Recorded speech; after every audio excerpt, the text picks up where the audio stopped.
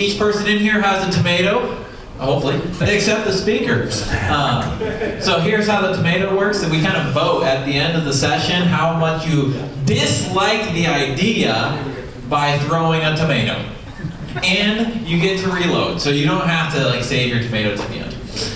And just have fun with it. Nobody take anything too seriously in how many tomatoes you receive or how many tomatoes you throw. With that then, we are going to turn it over to Brian. Your 10 minutes begin as soon as I sit down. On your marks, get set, go. Well, welcome everybody. Thanks for coming to this. This is titled Grand Canyon Call to Action. Can you guys hear me all right? You're good? I just want to thank CRS for letting somebody like me have a microphone. And I appreciate that. I really enjoyed the geology workshop where we all had a voice. I really enjoyed that. And so this call for action, whenever you hear the Grand Canyon, 3 questions should pop into your mind automatically. If the river cut the canyon, what cut the side canyons? They're just as deep, but they don't have a river. Okay, and then also, why did the river flow through the Kaibab Plateau instead of going around it? And then why did the river cut down into the hard crystalline rock of the inner gorge instead of getting wider into the softer sedimentary rock?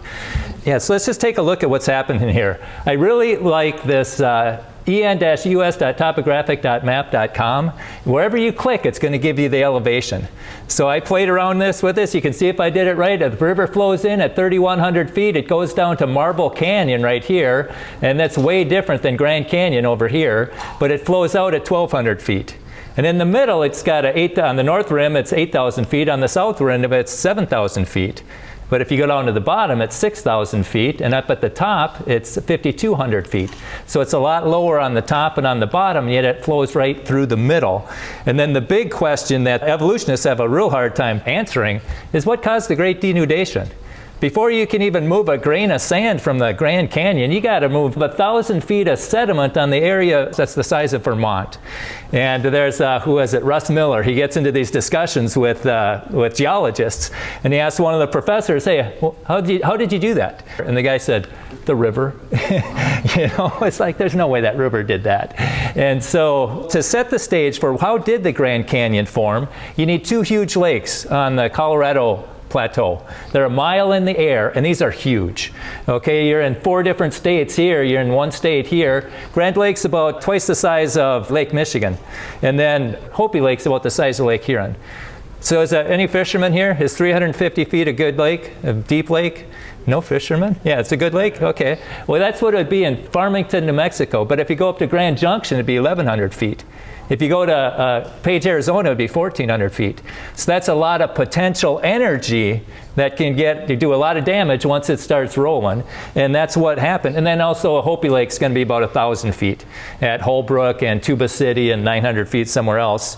And then once it starts going, Grand Lake overflows its bank, it's going to cut a slot in there. And that's going to cause more water to go in, so it's going to cut deeper, and it's going to get more water and deeper and more water and deeper. And then finally, it gets all the way down to the Kaibab limestone. That's what you stand on when you're looking at the Grand Canyon. You're standing on the Kaibab limestone.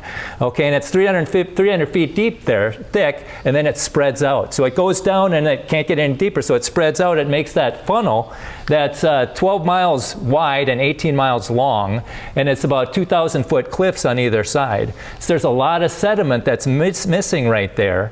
And this is the key to Grand Canyon is bulging and cracking 3 times. And this is the first one. There's no pressure pushing down on that, so the Kaibab limestone bulges and it cracks. And then the water flows through the crack, forming Marble Canyon. And then it undercuts Hopi Lake. So now you got 2 lakes catastrophically draining, sheet eroding everything on top of the Kaibab limestone, and that's how you get the Great Denudation. And you got remnants of it with Red Butte and Cedar Mountain. That's what used to be there. But that's how you sheet erode all that stuff off of there. And so that's a lot of sediment that's missing there. So now that not only does the Kaibab limestone bulge and crack, but that whole plateau bulges and cracks. But that whole plateau bulges and then it cracks, and then the river runs through the crack. That's the second bulging and cracking, and it cuts out the Grand Canyon. It goes down to the sedimentary rock, hits the basement rock. It should get wider, but it doesn't get wider, and then the basement rock bulges and cracks, and that's how you get the Grand Canyon. Bulging and cracking 3 times. But how does the Grand Canyon website try to explain this? You go into nps.gov. It's going to give you a lot of these stories, the story of how it began, the story. It's a big story. And I encourage you to get Ron Stadler's book, The Scientific Approach to Evolution. And he talks about high confidence science and low confidence science. High confidence science is observable, repeatable. You know, it's double blind, no bias. But that's not what we're doing here. This is low confidence science. So, and they admit it, it's a story. But then they give you these 4 hypotheses there. In the Little Colorado River, it says the Colorado River would have needed to flow eastward over the continental divide, but there's no evidence for that. So throw that one out. The Northwest Flowing River hypothesis, there's no sedimentary deposits have been found to support this theory. I'm just reading from their website here. So throw that one out. And then the spillover theory, catastrophic draining of ancient lakes. And that's what I promote. But they got the lake in the wrong spot. They say the Colorado River was temporarily dammed behind the Kaibab Plateau, but it would have flown around the north bend if that was the case. It wouldn't flow through the middle, so throw that one out. And then it's got the collapse of the underground karst system, where it says precipitation falling on the Colorado Plateau drained into the Redwall Aquifer karst, and it flowed through the Kaibab uplift, and then it collapsed. Well, if that's the case, you want to have these potholes on a 2,000-foot cliff 4 miles from the river, so throw that one out. So again, bulging and cracking 3 times. And so what I encourage you to do, you go into the website, you go into nature and over to geology, scroll all the way down to the bottom, see the theories, and you say, was it helpful? I encourage you to put your opinion. You know, I said, no, it wasn't helpful, and none of the theories work. And then you hit the button that's on top there, the Grand Canyon Geologic Formation, go to that site and scroll all the way down to the bottom, and they don't want you to read that sentence there. It's the last thing you're going to read. Perhaps the biggest question of all, how the Colorado River chose this course and began carving the canyon, still awaits a clear answer. It's like, no, we got a clear answer. Why didn't they start the website? Why isn't that in big, bold letters when you first get there? But they hide it there. And so I said, was it helpful? I put no. And I said, the answer you're waiting for to explain the Colorado River is the hydroplate theory. See Brian Nichols' YouTube channel. You're welcome. Okay? And you can put whatever theory you want in there, but that's what I did. We want other theories there so that they can see it. And if you go into creationscience.com, you can get this book for free. You can access it. Go into page 247, and you're going to see all the different theories on top, all the different features on the side, and then it's going to be red, yellow, green. Red is serious problems, yellow is moderate problems, and green is no problem. And if you look at the hydroplate theory, it's pretty much green all the way down. And you look at all these other ones, they're serious and moderate problems all the way through. And why do I do this? Well, it's because I keep score with the Gallup poll. And they've been asking these questions since 1982. That first line, that top line, that's the percentage of Americans that believe that God made man in his present form less than 10,000 years ago. We're the majority. It's been like that for 40 years, but they're taking the majority's tax money to teach the minority's view. Okay, and we got to do something about that. And if you look at the end here, the last 12 years, we've lost 9%, they've gained 9%. We got to do something different. We got to do something better, we got to do something different, but you know what? We can all do something. Someone can't do everything, but we can all do something. And so what I encourage you to do, you know, this is in your packet, and it's got a list of things you could do here. Hey, talk to your legislator. Get those errors out of the textbooks. Talk to your legislator. Get some free speech kiosks on campus so if a taxpayer can voice his opinion. I'd love to see that in the science room. Would love to have that. And then, also something you can do too is to, you know, what is it, Stone Mason and John Mason, the podcasters running around here. That's the key, I think. I think everybody can go into, what's the name of it? It's Broken and Restored. 316, that's their podcast. They got 200 subscribers. Let's make it 250 by tonight. Go in there and like it and subscribe to it. You know, encourage them because we got to reach the next generation. If we don't reach the next generation, and thank God there's young people here. You know, a lot of creation organizations, it's a lot of people older than me. So that's not a good sign. So we need to do what we can, and I'm done. Thank you so much.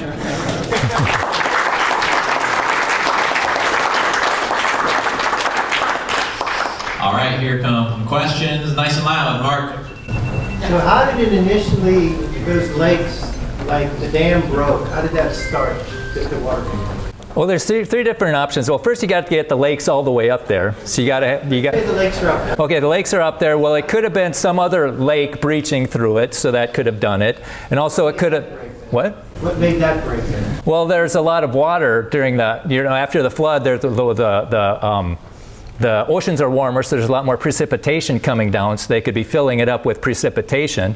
And also there could be block faulting happening with the Rockies sinking in, squirting the magma to the side, and that could have block faulted a thing up there, which caused it to overflow. So we don't know exactly how it did, but I think there's three options for it. On this account, how did the side canyons get eroded? Oh, I forgot, yeah. It's when it's cutting through there, it's cutting below the water table. So the water that's in the sediment is gushing to the side and then bringing with it sediment, and then it's dropping down on it. And that's how you get the side canyons just as low as the Grand Canyon without a river. So it would need to be relatively unconsolidated. Well, yeah, well, it's... Well, some of it would be, but it had to be consolidated enough so that the Kaibab Plateau was strong enough, or the Kaibab limestone was strong enough to make that funnel. So Walt thinks it's maybe a couple hundred years after the flood. Because if it was right after the flood, then the sides could have slumped in. It wouldn't have those big spires. They'd have been a lot weaker. Really nice overview of spillover theory, which I thought was really helpful, so thank you for that. That's a position that's been held by both creationists and secular geologists, right? John Douglas and his associates. You can go back to Newberry in the 1800s. So spillover, okay, I get that. Why do you call it hydroplate theory? That's a tectonic idea. I don't see the connection. Right. We got to get the mountains formed. We got to get the plateaus formed, and it's just one segment of this hydroplate. The hydroplate theory is 600 pages. Okay, and it's got the origin of Grand Canyon, the origin of comets, frozen mammoths, limestone, radioactivity. So this is just a piece of it. And so that's why it's called the hydroplate theory, because the hydroplates slid together, and that's a whole nother talk in itself. But if you want to see it, you go into my website, Solidify Your Faith, and I got a playlist just for the hydroplate. You're going to see a 2-minute animation, an 8-minute explanation by Dr. Walt Brown, who got his PhD from MIT, and then a 2-minute video of NASA Discovery validating this theory. So in 15 minutes, you'll have a rough overview of the hydroplate theory. Yeah, and I'm aware of what the hydroplate theory is. Okay. I understand that. You could have spillover and not hydroplate. You could have hydroplate and cut the canyon during the flood. They don't seem to be talking about the same problems. Right? Well, one's a tectonic explanation, and one is a drainage explanation. Right, but what I like about the hydroplate, it gives you all the options all at once, and then it gives you all the features all at once. And that's what I'd like to see is if they're going to publish in your journal, have them put some predictions down. If their hypothesis is right, put some predictions down, so then, they'll know if they're on the right track or not. Something to think about.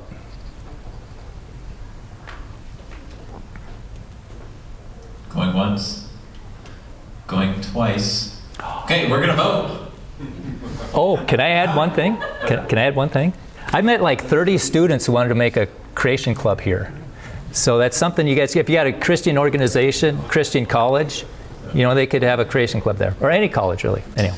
All right. By a show of tomatoes, what's your view of this talk? 3, 2, 1. Exactly one. Marcus Ross on them.